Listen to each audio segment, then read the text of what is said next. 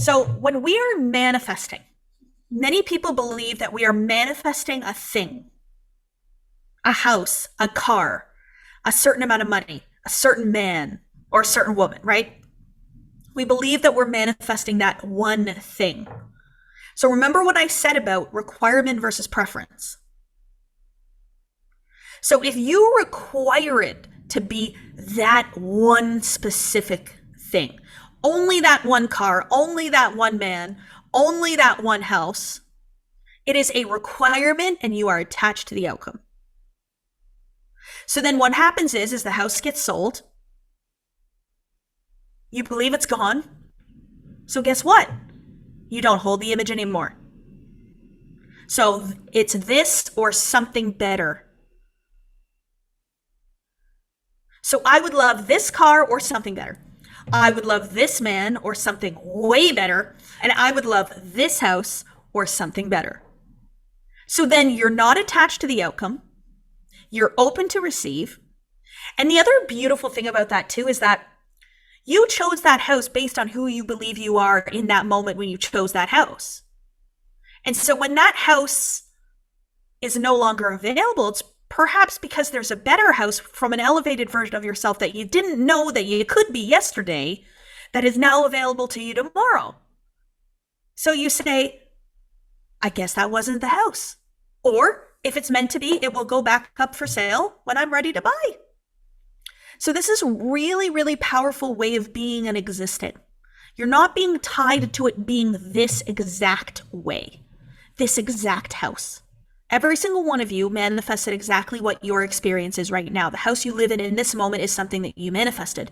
But when somebody says that, I manifested my house in 2008, what they're meaning is the current version of myself at that moment could not have had that house, but I stretched and grew into it to have it. That's what they're saying. Be realistic and expect miracles. That's where I want to get you guys to. I want to get you to a place where you're expecting miracles. So in Napoleon Hill's Think and Grow Rich, it is one of the greatest and most well-known books of all time about the power of the mind and physical manifestation. So Think and Grow Rich is literally about how you can think yourself into riches. Okay? Now, he never uses the word money in the book. He's talking about riches. He's talking about richness of life, but he is talking about dollars and success. And in there's a conversation around goal setting and how every single goal that we create should include the thing that we are willing to exchange for the money that we are asking for. So in exchange for this money, I will do X. So when I go to the spa and I get a massage, I give money to the massage therapist and they give me a massage for the exchange. This is why money was created. Money wasn't created just to fall from the sky and be given to you for absolutely no reason. It's an exchange. It was created as a different way of exchanging things. It used to be that I would exchange my potatoes that I grew in my backyard for your corn that you grew in yours. We would exchange. And then we created money to make that exchange. So there's still an exchange that has to happen. So what are you doing for the exchange? To sit here and say, I would like $20,000 a month, please, and I'm not going to do anything for it but sit at home. What? Sorry? Okay. That doesn't make any sense. So what is your exchange going to be?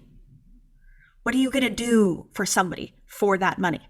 So my exchange, what I do for the compensation with which I receive is that I help people to step into their best of themselves, grandest version of who they've always been and make their dreams come true.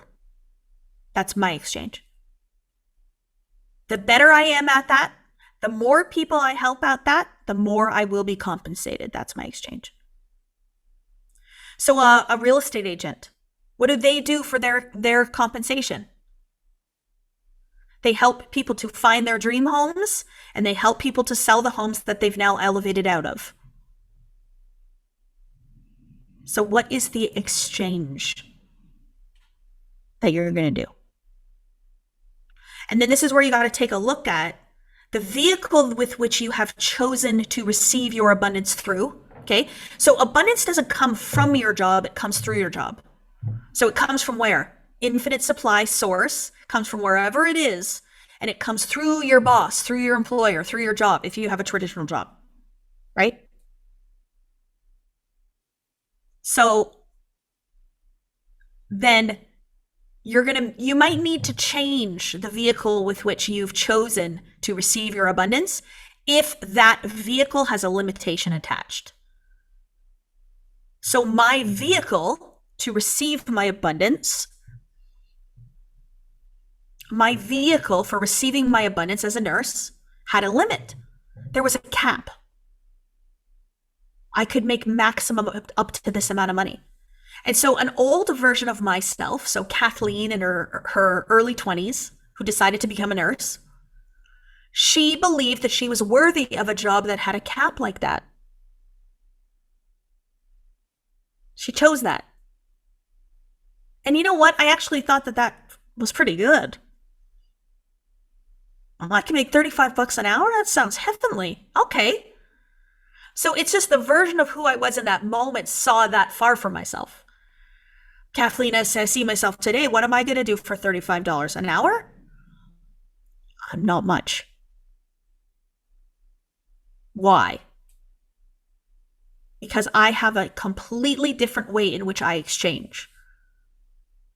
Because I've become a different version of myself. So, can we help you to go from employee mindset to CEO mindset?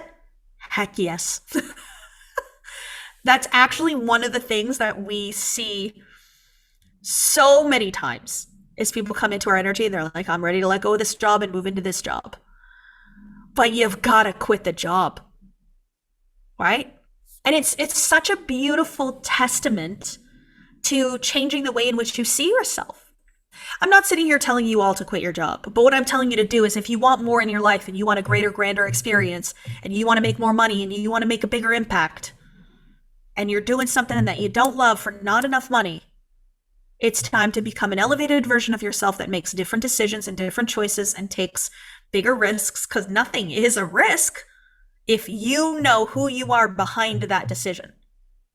Okay, so somebody that wants to receive a settlement, so you're not wanting to win the lottery, but you're wanting to receive a settlement, there's an exchange there. You had to experience something negative, and you'll now be compensated for the negative experience that you've had in your life. And so in that specific circumstance, I would stay in the energy of what I would love. How much would I love to be compensated? And truly, truly believe that you know that you are worthy of being compensated that much for whatever the experience was that you've endured. And then also add a little bit of like, what am I going to do with the money? And how are you going to give some of it away? Keeps you on the creative plane, the energetic plane. Okay, we have this incredible ability that God gave us, and it is called free will. We have the free will to make our own decisions. Do you know that? Are you aware of that? Because so many people, they give their decision making away. Just other people.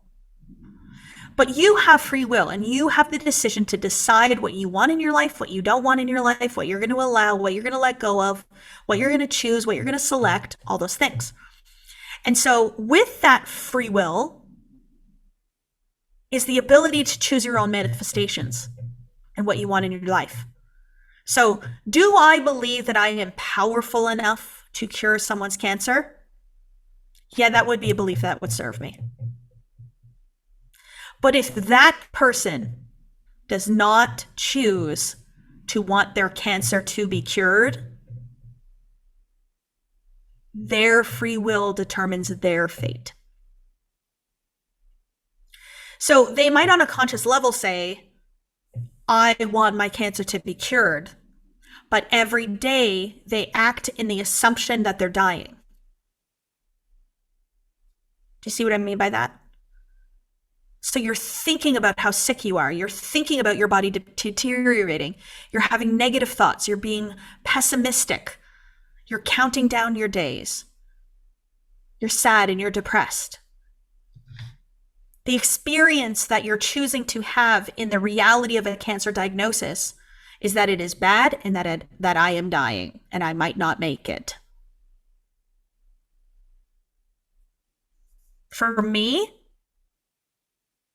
I believe the best way to go about that is to see yourself healing your own body. So when I got out of my lung surgery, they had written on the board, my goal for the day was to feel better. That is not the goal. The goal is not to feel better. Okay? No. The goal is to have a miraculous recovery. So we took the feel better off, and my mom wrote miraculous recovery and put the butterfly next to it because that's my spirit sign. So to use your free will to choose your experience with a cancer diagnosis then chooses to see healing and to see love and to see light and to see expansion and perhaps shrinking of cancer cells, things like that. We have seen this material cure cancer.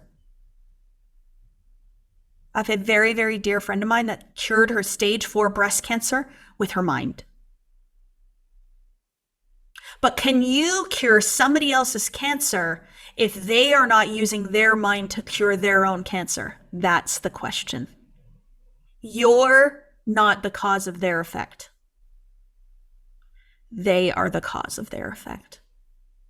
But if we take somebody that wants to cure themselves and they're engaged in the act of healing of themselves, and then you join in next to them in the act of healing of them, we become so much more powerful. Anytime 2 or 3 or more people come together, God is present. That's why these lives are so powerful. There is so much undifferentiated and differentiated God, Spirit, universe on these calls that you feel it within yourself when we're done. Right? And so not just individual versions, but the power of all of us together. I will forever continue to take courses and programs and grow. Why do we think that we should just take one course? Where did that come from? I want to continue to excel and expand and grow. And so I will continue to forever have coaches and mentors and expand and grow. And I will forever continue to reinvest in myself. And then you put money into circulation. So when money is in circulation, more money comes back. So when you feel like you've already invested in a course or a program, you're not so sure if you should take another one. That is a limiting belief. That is a wrong and small thought about yourself. So instead, wow, I'm so grateful that I already took TIR and now I get to take another course and expand upon it. And to believe that there's going to be one thing that is going to be the thing that changes you forever. That's kind of crazy. There's never going to be one thing. It's a journey. It's a journey of personal growth and development. You know, I have learned from many, many mentors and many mentors that aren't even living anymore. Right now, I'm doing personal mentorship with Neale Donald Walsh. But I've learned from Bob Proctor. I've learned from Neville Goddard. I've learned from James Allen. So for me, it's about expanding and growing and continuing to be coached and mentored and continue to rise and to elevate. Right? So I never had a one-on-one coaching call with a coach prior to Neale Donald Walsh. I joined a community, took TIR, and I never chatted with anybody. I just went on the calls and I did the work. So I could have said I didn't have support, but why would I say that? I had the program. But I will tell you that the level of support that we have created here, it'll blow your socks off. My team is everywhere and doing everything. And we have a community here that is like no other. And so, yeah, it truly is a family. Yeah. And that's why we have our level of ascension The amount of people that ascend into continuing education, that move into other courses and programs and retreats and live events, is really high. And the reason why that number is really high is because of our community that we've created and the support here. And so I would take pride in the fact, Ali, that you have invested in yourself in the past. And I would feel a sense of accomplishment for that. And I would have a feeling of pride and a sense of accomplishment for being on here today, willing to grow and expand further, even when you felt that you were unsupported. And so how can you go into this next decision to feel supported, right? One of my one-on-one coaching clients, one of the best testimonials that I ever got was from a gentleman. And he was doing amazing in his business, but he wanted to make $1 million a month. And he was making a good amount of money every month, but he was never spending time with his children, and he was never tapping into his emotions. He was in the masculine. He was hustling and grinding and working all day, every day. And the day that he FaceTimed me, he had his first $1 million month. He said to me, Kathleen, I did it, and I stopped working every day at 3:00 and spent the evening with my son. One of the greatest calls that I've ever gotten was that day.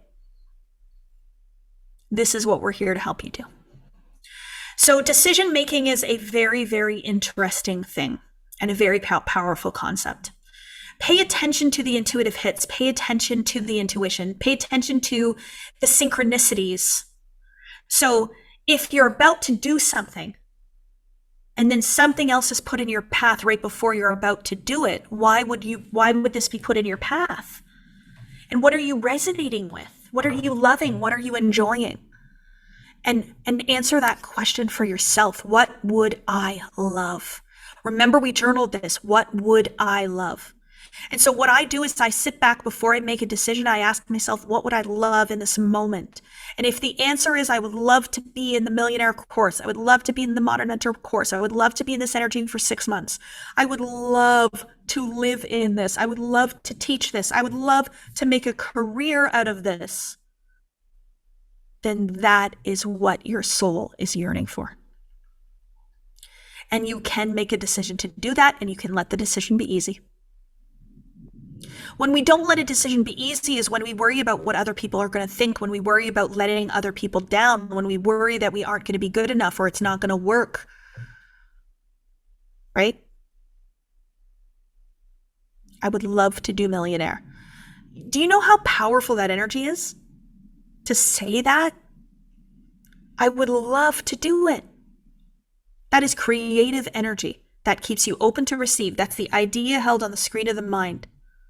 Is yes, I would love to. Preference, not a requirement. So what I will say about decision making that is very, very powerful. I used to believe that making a decision was simply writing something down, right? So it was like, I'm deciding to do XYZ. But what I know to be true is that when I solidify a decision through action, it elevates me immediately to a different frequency of vibration. We are building a big, big, big community here of people that are helping one another to step into peace, to step into resilience, to step into power, to step into love, to step into joy, and to step into the best of themselves. And it is contagious because that's our truth. The truth of who we are is we are meant to be that way. This other way of being in struggle, being in pain, being in disintegration or indecision, that's not our truth. That's learned behavior. So if you have a hard time making decisions right now and you let other people make decisions for you, or you don't make decisions at all and you just leave it and, not make a decision is a decision. Yes, I would agree. But it's a choice. You're choosing decision making to be hard. You're choosing this to be difficult when it doesn't have to be. And so there are people that will say, I'm ready to take millionaire, and they will go and they will click and they will sign up and they will pay for millionaire and they will join, and their whole entire life will be changed. And they've just let it be an easy decision, and they've gone into it with the decision that this is what I want to do and let's do it. And then there's the other way. There's the other way of this is a hard decision. This is scary. This is overwhelming. And this is why I trained my team to teach this material by existing as this material. So my team has embodied this. My team doesn't just know this, they live this. They teach embodiment sessions. They have the phone calls. They help guide you to make the decisions from your best of yourself version. So when my team is saying things to you that in the moment might feel uncomfortable for you to hear, they see what you can't see about yourself. They see the power within you. They see the best of yourself. They're coming from there. So many of you want to teach this. That actually makes my heart really happy. Because that's how powerful this information is. It's how powerful this work is. But in order to teach it, you have to embody it yourself. You have to. And so that's why the first step is for you to take what I teach and to allow it to be the truth within you. Allow it to grow, allow it to expand, and allow it to become real and true. So I had to embody this to be able to teach it. So some people want to teach it, but they haven't yet embodied it. And it's like, you got to do the work first. You got to embody it. Nobody's here to make you do something that you don't want to do. That's not what any of us are here to do. And you know that. We are here to help you to expand and grow so that you can live the life that you desire and do what your soul is calling you to do. We can be in joy, we can be in love, and we can make a decision. Then I get these messages. I did it, Kathleen, I did it. I signed up, I enrolled. And you feel so proud. It's that moment when you jump out of the airplane. That's the biggest thing. Jump off that cliff. You make that decision. My goal for you is to experience everything that life has to offer. And that comes through you. It doesn't come through me. It comes through you. But we can guide you along that path and along that journey. But the most successful people in the world are willing to do what most are not. The most successful people in the world are the ones that make decisions. Don't wait, make decisions. That is fact. And it continues to be the case. And that's the biggest shift that I made in myself, was going from not making decisions to making decisions like that.